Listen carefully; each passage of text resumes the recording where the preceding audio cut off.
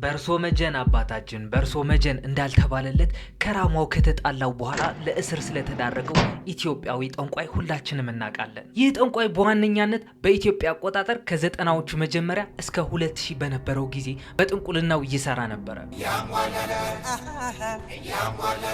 ግን እሱ ጋር የማያፈነድድ አርቲስት አልነበረም፣ የማይካድሙ ባለስልጣንም አልነበረም። እስካሁን ድረስ የምንሰማቸው አንጋፋ በሆኑ አርቲስቶችም ተዘፍኖለታል ይባላል። ግን አባታችን ያ የድሮ ማንነቱ ወደ ኋላ በመተው ፈጣሪን እንዲያገኝ በእውነት እመኝለታለሁ። ነገር ግን ዛሬ ስለዚህኛው ጠንቋይ ሳይሆን ቤተ መንግስት ውስጥ ገብቶ ሀገርን ለማስተዳደር ይችን ታክል ቀርታው ስለነበር ጠንቋይ ነው የምናወራው። አያችሁ፣ ይህ ሰው እኔ ጠንቋይ ልበለው እንጂ አንዳንድ ሰዎች ግን ሐሳዊ መሲህ ወይም ዘ አንታይ ክራይስት እያሉ ይጠሩት ነበረ። ስሙም ግሪጎሪ ኢፎሞቪች ራስፑቲን ይባል ነበር። የእሱን ስም ስትሰሙት ስም ከመሆኑ ይልቅ ማስጠንቀቂያ መስሎ ነው የሚሰማችሁ። እናም አያችሁ ራስፑቲን እጅግ በጣም ችግር ነበረበት። አያችሁ አንዳንድ ሰዎች ይህ ሰውማ ተአምረኛ ነው፣ ነብይ ነው፣ ፈዋሽ ነው በማለት እየሄዱ ያፈነድዱለት ነበር። አንዳንድ ሰዎች ደግሞ አይ ይህ ሰውማ ባለጌና ተንኮለኛ ነው ይሉት ነበር። ነገር ግን ስለ ራስፑቲን ማንነት ቀደም ብዬ ትንሽ ነገር ልንገራችሁ። ይህ ሰው ከሰው ልጅ አቅም በላይ ነበረ። ተመረዘ፣ ተደረገ፣ ተደበደበ፣ ሰመጠ። ነገር ግን ይህ ሰው ሊሞት አልቻለም። እንዴት የምትሉ ከሆነ አሁንም እዚህ ፓርት ላይ ልብ ብላችሁ እንድታደምጡኝ እፈልጋለሁ። ይህ ቪዲዮ ማየት ሲጀምሩ ሁሌም እንደምንለው ላይክ ብላችሁ ጀምሩት። ሰብስክራይብ የምትለዋን በተን ጠቅ አድርጋችሁም የቻነሌ ቤተሰብ ሁኑ። ነገር ግን እንዴት መሰላችሁ? የሀገራችን ጠንቋይ ብቻ አይደለም የተዘፈነለት፣ ራስፑቲንም ተዘፍኖለታል። ይህ ዘፈን እናም የራስፑቲን ስምና ታሪክ ከዚህ በፊት ሰምታችሁ የምታውቁ ከሆነ የሰማችሁት ነገር ሁሉ ማለት ይቻላል የተጋነነ፣ የተዛባ ወይም ሙሉ በሙሉ የፈጠራ ወሬ ሊሆን ይችላል። ለአንድ ክፍለ ዘመን ያህል በህይወቱ በአፈ ታሪክ፣ በፕሮፓጋንዳና ሆን ተብለው በተፈጠሩ ውሸቶች ተቀብሮ ቆይቷል። ነገር ግን አሁን ለዘመናዊ የታሪክ ተመራማሪዎች በተለይም ዳግላስ ስሚዝ የተባለ የታሪክ ተመራማሪ ስራዎች ምስጋና ይግባና እውነቱን ከአፈ ታሪኩ መለየት እንችላለን። ከአፈ ታሪኩ ጀርባ ተለይቶ የሚቀረው እውነት ደግሞ በሆነ መንገድ ከተረቱ የበለጠ እጅግ በጣም የሚረብሽ ሆኖ እናገኘዋለን። እንዴት እንደሆነ ደግሞ ልንገራችሁ። ራስፑቲን የተወለደው በሀብት ወይም በስልጣን ውስጥ አልነበረም። አልተማረም፣ ስልጠናም አልወሰደም። የዚህ ሰው ስምም የዓለም ህዝብ በዚሁ መልክ ያውቀዋል ወይም ፌመስ ይሆናል ተብሎ አልታሰበም ነበር። እናም በ1869 እንደ ፈረንጆቹ በሳይቤሪያ በቱራ ወንዝ ዳርቻ በምትገኝ ፓክሮቭስኮዬ በተባለች በረዶማ መንደር ተወለደ። በመንደሩና በአካባቢው በነበረው ብልሹ የስነ ምግባር አኗኗር ወይም ሴሰኝነት ምክንያት እጅግ መጥፎ ስም አትርፎ ስለነበር በሩሲያኛ ብልሹ ወይም ባለጌ የሚል ትርጉም ያለውን ራስፑቲን የሚለውን ቅጽል ስም አገኘ። ይህቺ መንደር በጣም ትንሽ ከመሆኗ የተነሳ ራስፑቲን እዛ ሰፈር ባይወለድ ኑሮ እስካሁን ድረስ ስሙ አይቆይም ነበረ። የራስፑቲን አባት ደግሞ የፊም ይባል ነበረ። ገበሬ ነው። በትርፍ ሰዓቱ ደግሞ ለመንግስት ይላላክ ነበር። እናቱ አና ትባላለች። አና ደግሞ 9 ልጆች ወልዳለች። ነገር ግን ያደጉላት 2 ልጆች ብቻ ናቸው። ራስፑቲን በህይወት ለመትረፍ የመጀመሪያው ልጅ ሆነላት። እስኪ እዚህ ጋር የሆነ ጥያቄ ልጠይቃችሁ። በአካባቢያችን ወይም በሀገራችን ልጆች የሞቱ የሚያስቸግሯቸው ቤተሰቦች ካሉ ለምሳሌ 1-2 ልጆች ቢያድጉላቸው ለነዛ ልጆች ሊሰጡ የሚችሉ ስሞች ኮመንት ላይ አስቀምጡልኝ። እናም ራስፑቲን እያደገ ሲመጣ ትንሽ ለየት ያለ ባህሪ ነበረው። አልተማረም፣ ነገር ግን በጣም አስተዋይ ነበር። ቲንኤጀር እያለም አንድ የህግ አስከባሪ ተሳድቦ ታስሮ ነበረ። የራስፑቲን መለያ ባህሪውም እውነት ከመናገር ወደ ኋላ ማይል ደፋር ሰው ነበር። እናም ለ30 ዓመታት ያህል የራስፑቲን ህይወት እንደ ጨለማ ጉድጓድ ወይም እንደ ብላክ ሆል ነበረ። ምንም አይነት ፎቶ አልነበረውም፣ ምንም አይነት መዝገብም የለውም። ከዛም ድንገት ሁሉም ነገር ተቀየረ። በ20ዎቹ መጨረሻ አካባቢ ያለ የድንግል ማርያምን ራእይ ያየው የሚል ጥሪ ያቀረበ። እናም ያ ራእይ ካየ በኋላ ነበረ ራስፑቲን የድሮ ህይወቱ በመተው ስትራኒክ ወይም መንፈሳዊ ተጓዥ ሰው የሆነው። አሁን እዚህ ጋር የሆነ ነገር እንድትይዙልኝ ይፈልጋለሁ። ሌሎች ምንጮች እንደሚሉት ከሆነ ደግሞ ራስፑቲን መንፈሳዊ መስሎ ከቤቱ ይኮብልል እንጂ በፈረስ ስርቆት ወንጀል ተከሶ ሊታሰር ስለነበረ ነው ከዚያ ያመለጠው። በ1890ዎቹ መጀመሪያ አካባቢ ራስፑቲን ፕራስኮቪያ ዳብሮቪና የተባለች ሚስኪን የገበሬ ልጅ አገባ። አብረውም በርካታ ልጆች ወልደው ነበረ። ነገር ግን በህይወት የተረፉት 3ቱ ብቻ ናቸው። ዲሚትሪ ራስፑቲን፣ ማሪያ ራስፑቲን፣ ቫርቫራ ራስፑቲን ይባላሉ። በ1897 ከ10 ዓመት ትዳር በኋላ አንድ ህፃን ልጁንና ሌላ ልጅ አርግዛ የነበረችውን ባለቤቱን ትቶ በቨርኮቲዮር ወደሚገኘው የቅዱስ ኒኮላስ ገዳም ለመንፈሳዊ ጉዞ ወጣ። በዚያም ገዳም ውስጥ ለወራት የቆየ ሲሆን በዚያውም መሰረታዊ ንባብና ጽሕፈት ትምህርት ተማረ። ይሁን እንጂ በኋላ ላይ የገዳሙን ሕይወት በጣም ጥብቅ ነው በማለት ይተች ነበረ። እንዲሁም በመነኮሳቱ መካከል ግብረ ሰዶማዊነት በስፋት እንደሚፈጸም ያወራ ነበር። በዚያ ወቅት ሩሲያ ውስጥ እንደ ራስፑቲን ያሉ ተጓዥ የሆኑ መንፈሳውያን ነን የሚሉ ሰዎች በሚሊዮኖች የሚቆጠሩ ነበሩ። ነገር ግን እነዚህ መንፈሳውያን ነን የሚሉ ሰዎች ትርጉም ፍለጋ ነበረ ሲባዝኑ የነበሩት። ግን ራስፑቲን በጣም ብልጥ አይደለ? ከነዚህ ሰዎች ጋር አይንከራተትም ነበር። ነገሮችን ኦብዘርቭ የማድረግ ወይም የመቅሰም አቅሙ በጣም ከፍተኛ ነበረ። እናም በጉዞው ወቅት እንደ ክሊስቲስ ያሉ ጽንፈኛ ቡድኖች አጋጠሙት። ይህ ቡድን ክርስትናን ከሁካታና ከስሜታዊ ስርዓቶች ጋር የሚቀላቀል ሲሆን ምናልባትም ኃጢአትና ወሲባዊ እብደትን ልክ የሃይማኖቱ አንድ አካል አድርጎ የሚወስዱ ሰዎች ነበሩ ይባላል። ምክንያቱም ይህ ተጽዕኖ ራስፑቲን ላይ በግልጽ ይታይ ነበረ። ግን ራስፑቲን ከሆነ ሰዓት በኋላ ወደ ቤቱ ተመለሰ። መጠጥ በጣም ይጠጣ ነበረ። ግን በዛን ሰዓት መጠጥ አቆመ። በጣም መንፈሳዊ የሆነ ሳይታክትም ይጸልያል። ከዚያም መናገር ጀመረ። ታዲያ እዚህ ጋር ነው ራስፑቲን በጣም አደገኛ መሆን የጀመረው። ምክንያቱም ራስፑቲን አንድ ብርቅ የሆነ ነገር ነበረው። እሱም ካሪዝማ ነበረ። ካሪዝማ ማለት ሰዎችን የመሳብ ኃይል ወይም ተሰጥኦ ማለት ነው። በዛን ሰዓት ራስፑቲን የሚያወራው ቲኦሎጂ እንደተማሩና እንደሰለጠኑ ቄሶች አልነበረም። እንደ ተራ ገበሬ እንደወረደ ነበር የሚያወራው። ሃይማኖት እውነተኛ እንደሆነ ሰዎች እንዲሰማቸው አደረገ ይላሉ። አንዳንድ ሰዎችም ምላሽ ሰጡት፣ አንዳንድ ሰዎች ደግሞ በጣም ይወዱት ጀመር። እናም በዛን ሰዓት ነበረ ተከታዮችን ማፍራት የጀመረው። ትንሽ የጸሎት ቤትም ሰራ። ሚስጥራዊ የሆኑ ስብሰባዎችን ማድረግ ጀመረ። ግን በዛን ሰዓት ደግሞ አንዳንድ ወሬዎች መናፈስ ጀመሩ። እነዛ ወሬዎች ምንድናቸው አትሉኝም? በዛ በአምልኮት ወይም በጸሎት ቤት ውስጥ ወሲብ ይደረግ ነበረ። ወሲብ ስላችሁ ደግሞ በግሩፕ ነበረ፣ ያ ኦርጂ ተብሎ የሚጠራው። ሁለተኛው ደግሞ ራስፑቲን ሰዎችን ይዋሻቸዋል፣ ማኒፕሌት ያደርጋቸዋል ወይም ያታልላቸውም ነበር። እናም በ1900ዎቹ አካባቢ ራስፑቲን በጣም ዝና እያገኘ መጣ። እናም በዛን ሰዓት ነበረ ወደ ድሮዋ ሌኒንጋርድ የአሁኗ ሴንት ፒተርስበርግ ወደ ሆነችው የሩሲያ ኤምፓየር የስልጣን ማዕከል የተላከው። የደረሰበት ወቅትስ በጣም ምቹ ነበረ። ምክንያቱም የሩሲያ የላይኛው የህብረተሰብ ክፍል ወይም ኢሊት ተብለው የሚጠሩ አንድ እንግዳ የሆነ አባዜ ነበራቸው ይባላል። እነዚህ ኢሊት የሚባሉ ሰዎች እንደ ራስፑቲን ያሉ ገበሬዎች ከእግዚአብሔር ጋር የበለጠ ንጹህና ሚስጥራዊ ግንኙነት አላቸው ብለው ያምኑ ነበር። ስለዚህ ራስፑቲን በቦታው እንደደረሰ አልገፉትም፣ ይልቁንም በደስታ ነበር የተቀበሉት። ተከታዮችን አፈራ፣ በተለይም በከበርቴ ሴቶች ዘንድ ያክማል፣ ያረጋጋል፣ ሰዎችንም በመሳብ ኃይሉ ይቆጣጠራል ወይም መዝመራይዝ ያደርጋል። እናም የራስፑቲን ጉድ አያልቅም እንዲህ አትሉኝም? በዛን ሰዓት 2 ሴቶች ያገኛል። እነዚህ ሴቶች ደግሞ ሁሉም ነገር የሚቀይሩ ነበሩ። የሞንቴኔግሮ ጥቁር ቁራዎች ወይም the black crows የሚባሉት ሴቶች ነበሩ። ጥቁር ቁራዎች ምንድናቸው ደግሞ የምትሉ ከሆነ አሁንም እዚህ ፓርት ላይ ልብ ብላችሁ እንድታረምጡኝ እፈልጋለሁ። እነዚህ ጥቁር ቁራዎች በሚል ቅጽል ስም የሚታወቁ እህትማማቾች ሚሊትዛንና አናስታሲያ ይባሉ ነበር። ይሄ ሁላችሁ እነዚህ ጥቁር ቁራዎች ደግሞ ወደ ሩሲያ መኳንንት መግባት የቻሉት በጋብቻ ነበር። እነዚህ 2 እህትማማቾች ደግሞ በሴንት ፒተርስበርግ የሚታወቁበት አንድ ነገር ነበረ። እሱም ሚስቲሲዝምና ኦከልት የሚባል ነው ወይም ሰይጣንን ማምለክ ወይም መናፍስትን የመጥራት አባዜ ማለት ነው። ይህ ጥቁር ቁራዎች የሚለው ቅጽል ስም የተሰጣቸው በሚለብሱት ጥቁር ልብስ፣ በኮስታራ ባህሪያቸው፣ በዙሪያቸው በነበረው ከአጉል እምነት ጋር በተያያዘ ሚስጥራዊ ድባብ ምክንያት ነበር። እነዚህ 2 እህትማማቾች ራስፑቲንን ሲያገኙት የራስፑቲንን አቅም ተረዱት። ምክንያቱም ሁሉም መንፈስ ጎታች ስለሆነ ከ2 ወሳኝ የሆኑ ሰዎች ጋር አስተዋወቁት። እነዛ ሰዎች ደግሞ ዳግማዊ ኒኮላስና አሌክሳንድራ ፊዮድሮቭና ይባሉ ነበር። አሌክሳንድራ ደግሞ በዛን ሰዓት የሶቪየት ዩኒየን ንግስት ነበረች። ነገር ግን ራስፑቲን ከንግስቲቷ ጋር መቀራረብ ሲጀምር እነዚህ 2 እህትማማቾች ደግሞ ተጣሉት። ለዛም ነው የራስፑቲን እድገት ለመረዳት አሌክሳንድራን መረዳት የሚኖርብን። እሷ እጅግ ሲበዛ በጣም ሃይማኖተኛና ተጨንቃ የምትኖር ሰው ነበረች። ሁል ጊዜ የሚያስጨንቃት ደግሞ የንግስናዋ አልጋ ወራሽ የሚሆን ወንድ ልጅ ባለመውለዷ ነበረ። በዛን ሰዓት 4 ሴት ልጆችን ወልዳ ነበረ። ከዛ በኋላ ነው ወንድ ልጅ የወለደችው። ያ ወንድ ልጅ ደግሞ አሌክሲ ይባላል። አሌክሲ ደግሞ በጣም ችግር ነበረበት። ሄሞፊሊያ የሚባል በሽታ ነበረበት። የዳግማዊ ንጉስ ኒኮላስና የንግስት አሌክሳንድራ ብቸኛ ወንድ ልጅ የሆነው አሌክሲ ይህ የያዘው ሄሞፊሊያ የሚባል በሽታ በዘር የመጣበት ነበረ። በሽታው በሽታው እንዴት መሰላችሁ?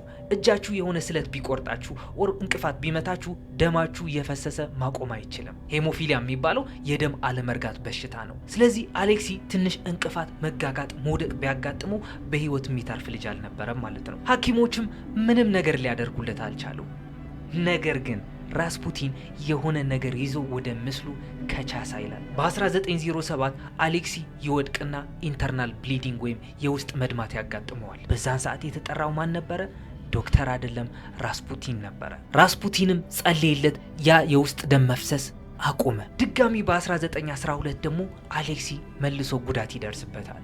ራስፑቲን ግን በቦታው አልነበረም። አሌክሲ እንደታመመ ሲነገረው እንዲህ ብሎ ነበረ መልእክት የላከላቸው። ሐኪሞቹ ብዙ እንዲረብሹት አትፍቀዱ የሚል መልእክት ነበረ። ከጥቂት ጊዜ በኋላም አሌክሲ አገገመ። ይህ ክስተት ግን ለአሌክሳንድራ አጋጣሚ አልነበረም፣ ማስረጃ እንጂ። ስለዚህ በዛን ሰዓት ማሰብ የጀመረችው ራስፑቲን ተራ ሰው ሳይሆን የተመረጠ ሰው ነው ብላ ማሰብ ጀመረች። እናም በአሌክሳንድራ ምክንያት ራስፑቲን በቤተ መንግስት ውስጥ እንደ ቅዱስ ይታይ ጀመረ። ከቤተ መንግስት ውጭስ ፍጹም ሌላ ሰው ነበረ። ከመጠን በላይ ይጠጣል፣ ሴተኛ አዳሪዎች ጋርም ይተኛል። በአደባባይ የሚያልፉ ሴቶች እንኳን ሳይቀር ያስቸግር ነበረ። የሆነ ጊዜም ባስገድዶ መድፈር ተከሶ ነበር። ስለዚህ ይህ ሰው በሁለት ተቃራኒ ህይወት ውስጥ ይኖር ነበር። ለንጉሱ ቤተሰብ ቅዱስና ፈዋሽ ነበረ፣ ለሌላው ዓለም ደግሞ አውሬና ተንኮለኛ ነበር። ራስፑቲን በሴንት ፒተርስበርግ የስልጣን ማማ ላይ ከወጣ በኋላ እንኳን ቤተሰቡን ወደዚህ ዓለም አላስገባቸውም። እነሱ በሳይቤሪያ ቀርተው ነበረ። አሌክሳንድራ እሱ ላይ የነበራት እምነት ፍጹም ስለነበረ እያንዳንዱ በእሱ ላይ የሚሰነዘር ክስ ለእሷ እንደ ስም ማጥፋት ወይም ስላንደር ብቻ ነበር የሚታያት። እናም አንዳንድ ሰዎች ራስፑቲን ያላደረገውን ነገር በወሬ መልክ ማፈብረክ ጀመሩ። አንድ የፖሊስ አዛዥ ወኪሎቹን ከጊዜ ወደ ጊዜ እየከፉ የሚሄዱ አሳፋሪ ወሬዎችን እንዲፈጥሩ ትዕዛዝ ሰጥቶ ነበረ። ያ በታዋቂነት የሚነገረው ራስፑቲን በአንድ ሆቴል ውስጥ እርቃኑ ሆኖ ታየ የሚለው ታሪክ ነበረ። ግን ራስፑቲን በነዛ ውሸቶች ምክንያት የእውነት የፈጸመው ወንጀል እንኳን ቢኖር እነሱን ለማፍረስ መንገድ ከፈቱ። ስለዚህ ይህ ሰው አንታቸብል ወይም የማይነካ ሰው ሆነ። ሩሲያ በጫናው ምክንያት መፈራረስ ጀመረች። ሚሊዮኖች ሞቱ። ራስፑቲንስ እሱ ስለ ጦርነቱ አስቀድሞ አስጠንቅቆ ነበረ። ጥፋት እንደሚመጣም ተንብዮ ነበረ። ስለዚህ ግምቱና ትንቢቱ ልክ ነበር ማለት ነው። ነገር ግን እነዛ የላይኛው የማህበረሰብ ክፍል ወይም አሪስቶክራሲ ወይም ኤሊት ተብለው የሚጠሩ ሰዎች ግን ተጠያቂ የሚያደርጉት ሰው መፈለግ ጀመሩ። ለዚህ ደግሞ ራስፑቲን ተመራጭ ነበር። ምክንያቱም ለቤተ መንግስቱ ቅርብ ነው፣ በዛም ላይ ተራ ገበሬ ነበር። ደግሞም ስለሱ የሚወሩ በጣም ብዙ ነገሮች ስላሉ ነበር። አንዳንድ ሰዎች ራስፑቲን የጀርመን ሰላይ ነው ይሉታል። አንዳንድ ሰዎች ደግሞ ንግስቲቷን የተቆጣጠራት እኮ እሱ ነው ይላሉ። እናም በ1916 መገባደጃ ላይ ሩሲያ ዝም ብላ ያልተረጋጋች ሀገር ብቻ አልነበረችም። ይልቁንም በከፍተኛ ፍጥነት እየፈራረሰች ያለች ግዛት ነበረች። ይህ መፈራረስ በምሳሌያዊ አነጋገር ሳይሆን በተግባር በመከላከያ በፖለቲካና በሎጂስቲክስ ረገድ የሚታይ ነበረ። ሩሲያ በአንደኛው የዓለም ጦርነት ላይ ጀርመንና ኦስትሪያ ሃንጋሪን እየተዋጋች ነበረ።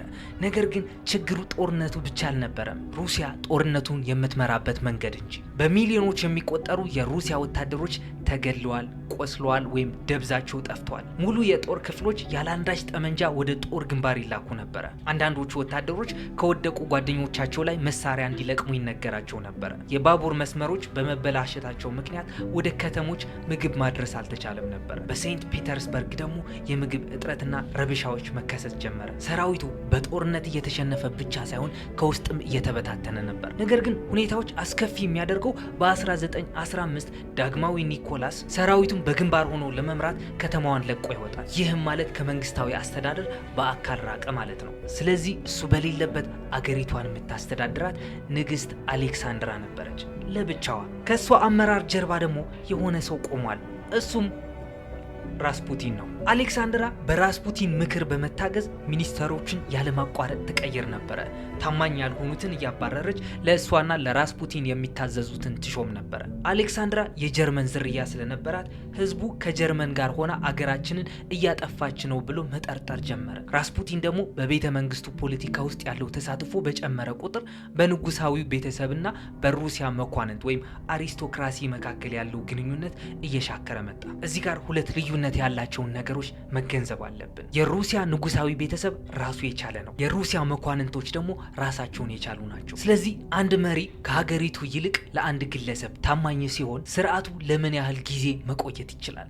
ሩሲያ በምትፈራርስበት ሰዓት ዋና ተጠያቂ ተደርጎ የሚታሰቡ ራስፑቲንና ራስፑቲን ብቻ ነበር። ምክንያቱም በማንኛውም ሰዓት ወደ ንግስቲቷ ቤተ መንግስት መግባት ይችል ነበር። የንግስቲቱ ፍቅረኛ ብቻ ሳይሆን ሴት ልጆቿንም ያባልግባት ነበረ። ስለዚህ መኳንንቱ ንጉሳዊ ስርዓቱን ለማትረፍ ብለው የማይወሰነውን ወሰኑ፣ ራስፑቲንን ማስወገድ። ይህ የሚደረገው ደግሞ በህግ ሳይሆን በኃይልና በደም ነበር። ምክንያቱም የቤተ መንግስቱ ሃይራርኪ ወይም የደረጃ ተዋረድ እየፈራረሰ ስለነበር ነው። ለዚህ ተጠያቂ ደግሞ አሁንም ራስፑቲን አድርገው ስላቀረቡት ነበረ። እውነትም ራስፑቲን ነበር። እናም ራስፑቲንን ለማስወገድ ዋነኞቹ የሴራው አቀናባሪዎች የሚከተሉት ነበሩ። አንደኛው ፌሊክስ ዩሱፖቭ እጅግ ባለጸጋና በጋብቻ ከሮማኖቭ ቤተሰብ ጋር የተሳሰረ ነበረ። ሁለተኛው ዲሚትሪ ፓቭሎቪች የዳግማዊ ኒኮላስ የአጎት ልጅ ነበረ። ቭላድሚር ፑሪሽኬቪች ይህ ደግሞ ፖለቲከኛ ነበረ። ጥቂት የጦር መኮንኖችና ከቤተ መንግስት ጋር ትስስር ያላቸው ሰዎች ሆነው ነበረ። ስለዚህ በሚገርም ሁኔታ እንዲህ የሚል ውሳኔ ላይ ደረሱ። ንግስናውን ለማዳን ራስፑቲንን ግደሉት። ስለዚህ እቅዱ እንደዚህ ነበረ። ፌሊክስ ዩሱፖቭ ራስፑቲንን ወደ ቤቱ ወይም ሞይካ ፓላስ ወደሚባለው መኖሪያ ቤቱን ለመጥራት ወሰነ። ራስፑቲንን ለማማለል የተጠቀሙበት ዘዴ ደግሞ የፌሊክስ ቆንጆ ሚስት አይሪናን ታገኛታለህ የሚል ነበረ። ነገር ግን አይሪና በቦታው አልነበረችም። ራስፑቲንን የሚጠብቀው ሞትና ሞት ብቻ ነበር። እናም የግብዣው ቀን ደረሰ። ወደ ፌሊክስ የሚኖርበት ፓላስ ማቀና። ለራስፑቲን የተነገረው ነገር የግል የእራት ግብዣ እንዳለና በልሂቃን መካከል የሚደረግ ማህበራዊ ግንኙነት እንደሆነ ነው። ራስፑቲን ወደ ወጥመድ ራሱን እየከተተ እንደሆነ ምንም አልገባውም ነበር። ፌሊክስ ራስፑቲን ወደ ቤተ መንግስቱ ወይም ወደ ፓላሱ እንደገባ ወደ ቤዝመንት ነበር የወሰደው። ክፍሉ ደግሞ ለእራት ግብዣ በሚመች መልኩ በሚያምር ሁኔታ ተዘጋጅቶ ነበረ። ነገር ግን በዚያ የነበሩት ምግቦችና መጠጦች ተራ አልነበሩም። በፖታሲየም ሳይናይድ የተባለ መርዝ የተመረዙ ኬኮች ነበሩ። ቀርቦ የነበረው መጠጥም በተመሳሳይ መርዝ የተመረዘ ነበር። ሴረኞቹ ፎቅ ላይ ሆነው ራስፑቲን ያ መጠጥ ጠጥቶ ያ ምግብ በልቶ እስኪሞት እየጠበቁት ነበረ። ራስፑቲን ግን ዋይኑን እየተጎነጨ ስለ ፖለቲካ እያወራላቸው ነበር። ፌሊክስም በሁኔታው በጣም ተሸበረና እላይ ወዳሉት ጓደኞቹ ሄዶ ሁኔታውን አስረዳቸው። መርዝ እኮ ሊገለው አልቻለም አላቸው። እነሱም ሌላ መንገድ እንጠቀማለን፣ ጓደኛችን አትረበሽ አሉት። እሱም ፌሊክስ ሽጉጥ ይዞ ወደ ራስፑቲን መሄድ ነበረበት። ከራስፑቲን በቅርብ ርቀት ሆኖ ሽጉጥ አወጣና ራስፑቲንን ያደርገዋል። ራስፑቲን መሬት ላይ ተዘረረ። ሴረኞቹም ሁኔታው አበቃለታሉ። በዛን ሰዓት ፌሊክስ ወደ ጓደኞቹ ተመልሶ ሄደ። እናም ሬሳውን ተመልሰን እንየው ብሎ ወደ ቤዝመንቱ ሲገቡ ግን ያልጠበቁት ነገር ተፈጠረ። ራስፑቲን ከወደቀበት ተነስቶ ዘሎ ፌሊክስን አነቀው። ይህ ነገር እንዴት ሊሆን ይችላል እያላችሁ ነው። ለዚህም የሚሰጥ ምክንያት አለ። ምናልባት ራስፑቲን ወሳኝ ቦታ ላይ አልነበረም በጥይት የተመታው ማለት ነው። ስለዚህ ቁስለኛ ስለነበረ ከቦታው ተነስቶ ማንንም ሰው ማጥቃት ይችላል ማለት ነው። ወይም ደግሞ በድንጋጤና በአደጋ ወቅት የሚመነጨው አድሬናሊን ብድግ አድርጎ አስነሳውና ሄዶ ፌሊክስን እንዲያንቅ አደረገው ይላሉ አንዳንድ ሰዎችም እንዴ ራስፑቲን እኮ ነው ያ ጠንቋዩ ያ መንፈስ ጎታቹ እንዴት በመርዝና በጥይት ሊሞት ይችላል አሉ። እናም ፌሊክስ ከታነቀ በኋላ የራስፑቲን እጅ መንጭቆ ራሱን ነፃ አወጣና ወደ ኋላ ሸሽቶ በሩ ጋር ሆኖ ራስፑቲን ላይ መልሶ መተኮስ ጀመረ። ራስፑቲን በብዙ ጥይቶች ነበር የተደበደበው። በዛን ጊዜ ግን ለአንዴና ለመጨረሻ ጊዜ ነበር የተገደለው። ወይስ አይደለም? እዚህ ፓርት ላይም ልብ ብላችሁ እንድታረምጡኝ እፈልጋለሁ። ራስፑቲን በጥይት ተመቶ ድጋሚ መሬት ላይ ከወደቀ እነዚህ ሰዎች ደግሞ በምንጣፍ ጠቅልለው ሬሳውን ይዘው ወደ ወንዙ ያቀናሉ። ይህ ወንዝ ኔቫ ሪቨር ይባላል። በጣም ቀዝቃዛ ነው። እናም ወደ ወንዙ ይጨምሩታል። ነገር ግን የራስፑቲን ሬሳ የተገኘው ከተገደለ ከ2 ቀናት በኋላ ነበር። ነገር ግን የሬሳ ምርመራ ወይም አውቶፕሲው እንደሚያሳየው ከሆነ ግን ራስፑቲን ከተጠቀለለበት ምንጣፍ ለማምለጥ እየተፍጨረጨረ ነበር ይላሉ። ምክንያቱም ሳምባው ውስጥም ውሃ ገብቶ ነበር ይላሉ። ሳምባው ውስጥ ውሃ ለመግባት ደግሞ ራስፑቲን እየተነፈሰ ነበር ማለት ነው። ግን በዛ ምክንያት የራስፑቲን ህይወት አከተመ። ራስፑቲን ለአንዴና ለመጨረሻ ጊዜ ሞተ። አዎ ሞተ። ግን እነዛ መኳንንቶች ንጉሳዊ ስርዓቱን ለማትረፍ ብለው ነበር ራስፑቲንን የገደሉት። ግን ራስፑቲን እንደ ሰበብ ቀረበ እንጂ ስርዓቱ እየፈራረሰ ነበር። ስለዚህ ከጥቂት ወራት በኋላ ሩሲያ ተሸነፈች። ማለት ደግሞ የሮማኖቭ ስርወ መንግስት ከነበረበት ተገርስሶ ተጣለ። እኔ በወገኔ ምን የሚል ኮንክሉዥን ላይ ደረስኩኝ? ያደቆነ ሰይጣን ሳያቀስስ አይቀርም እንደሚባል ሁሉ እንደ ራስፑቲን አይነት የሆኑ መንፈስ ጎታቾች ወይም የመንፈስ ጎታች ልጆች የነበሩ ሰዎች ስልጣን ላይ ሲወጡ ሀገሪቷ በምን መልክ ትናወጣለች የሚል ነው። ብቻ ግን እስካሁን ድረስ የለፈለፍኩትን ነገር ከተመቻችሁ ኦፍ ኮርስ ይመቻችኋል። ቪዲዮውን ላይክ ያላላችሁ ሰዎች ላይክ ማለት እንዳረሱ፣ ሰብስክራይብ ያላደረጋችሁ ሰዎችም ሰብስክራይብ በተኗን ጠቅ አድርጉልኝ። ቀጣይ ደግሞ ባበደ ስቶሪ እስክንገናኝ ድረስ ሰላማችሁን ያብዛልኝ። የሜ